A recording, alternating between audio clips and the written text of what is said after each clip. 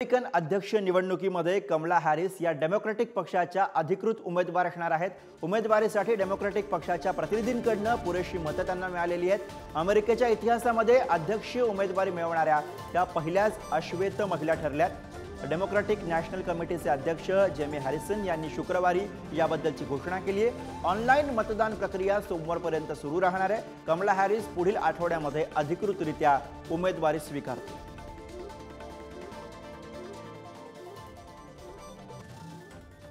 आणि याच विषयी आपण अधिक बोलूया। दिवाकर देशपांडे आंतरराष्ट्रीय घडामोडींचे अभ्यासक सध्या आपल्या सोबत आहेत। दिवाकर जी, अमेरिकेच्या इतिहासात अध्यक्षीय उमेदवारी मिळवणाऱ्या पहिल्याच अश्वेत महिला म्हणून अर्थातच आता कमला हॅरिस यांचं नाव।